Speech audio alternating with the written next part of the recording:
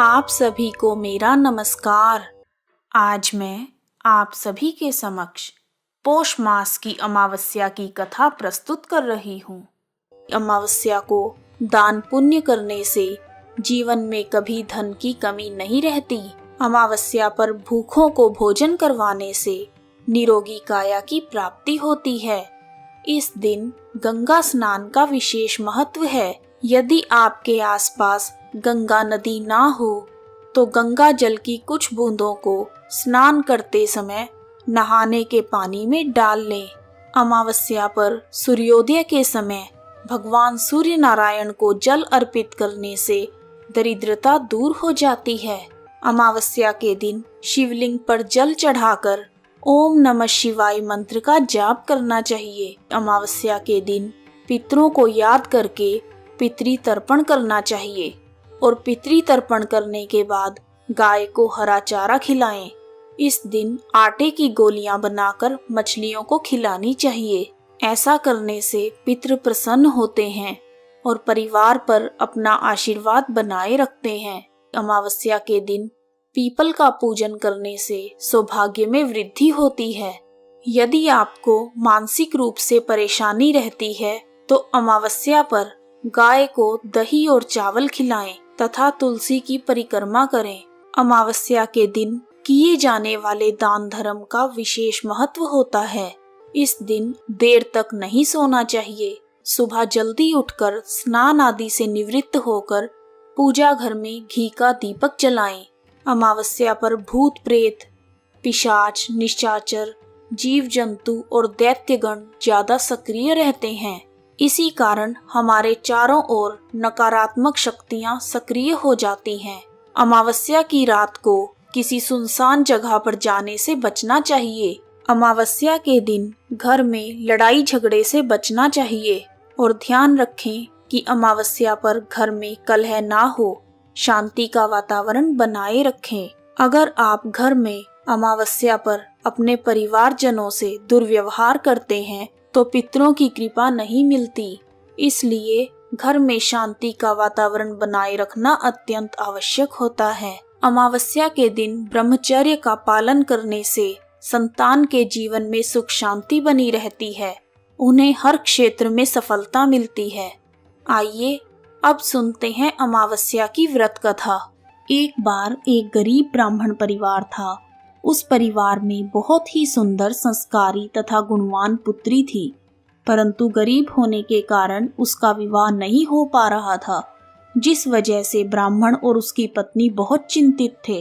एक दिन उस ब्राह्मण के घर एक साधु महाराज पधारे।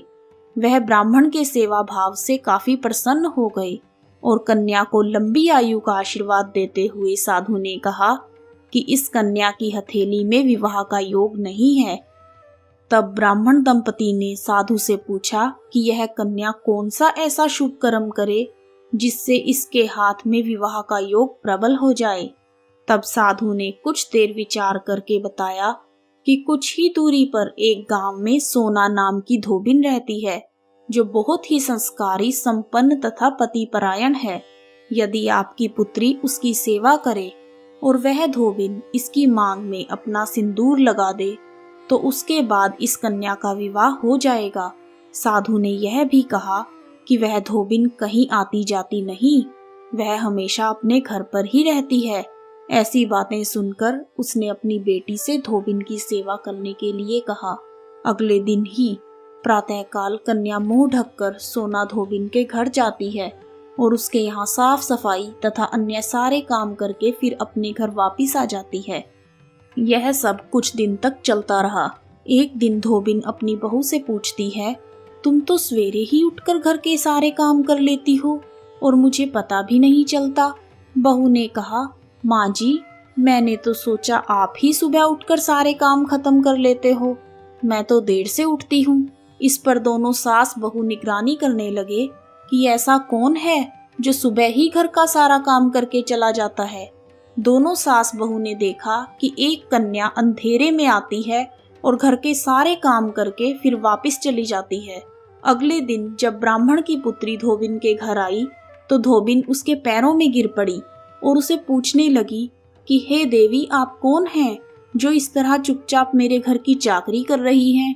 तब कन्या ने साधु द्वारा बताई गई सारी बातें बताई। लड़की की बातें सुनकर सोना धोबिन सिंदूर देने के लिए तैयार हो गई।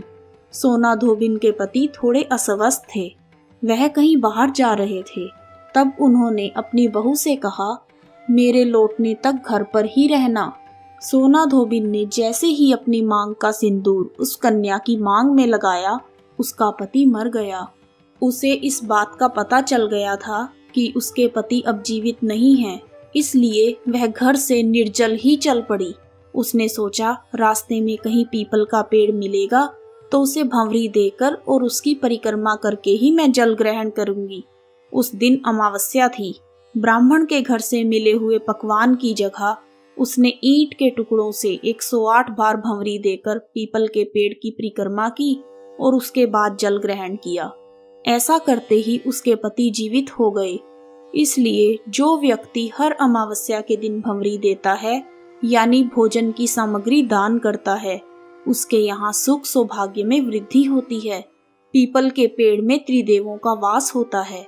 जो व्यक्ति अमावस्या को पीपल के पेड़ की पूजा करता है, उसे अखंड सौभाग्य की प्राप्ति होती है। कथा समाप्त। ओम नमः शिवाय। आइए अब जानते हैं अमावस्या तिथि का नाम अमावस्या कैसे पड़ा।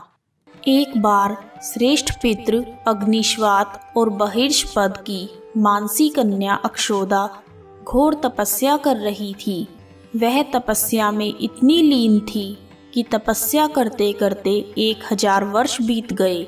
उनकी तपस्या के तेज से पितृलोक भी प्रकाशित होने लगा, जिस वजह से सभी श्रेष्ठ पितृगण प्रसन्न होकर अक्षोदा को वरदान देने के लिए एकत्रित हुए और अक्षोदा के पास गए। उन्होंने अक्षोदा से कहा, हे पुत्री, हम सभी तुम्हारी तपस्या से अति प्रसन्न हैं, इसलिए जो चाहो वह वर मांग लो। लेकिन अक्षोदा ने पितरों की तरफ ध्यान ही नहीं दिया। वह उनमें से एक अति तेजस्वी पितृ अमावसु को बिना पलक झपके निहारती रही। पितरों के बार बार कहने पर उसने कहा, हे पितृगण, क्या आप मुझे सचमुच वरदान देना चाहते हैं? इस पर तेजस्वी पितृ अमावसु ने कहा, हे अक्षोदा, वरदान पर तुम्हारा अधिकार सिद्ध है, इसलिए बिना किसी संकोच के कहो। अक्षोदा ने कहा, हे भगवान, यदि आप मुझे वरदान देना ही चाहते हैं तो मैं आपके साथ आनंद पूर्वक रहना चाहती हूँ। अक्षोदा के ऐसे वचन सुनकर सभी पितृगण क्रोधित हो गए। उन्होंने अक्षोदा को श्राप दिया कि वह पितृलोक से पतित होकर पृथ्वीलोक पर जाएगी।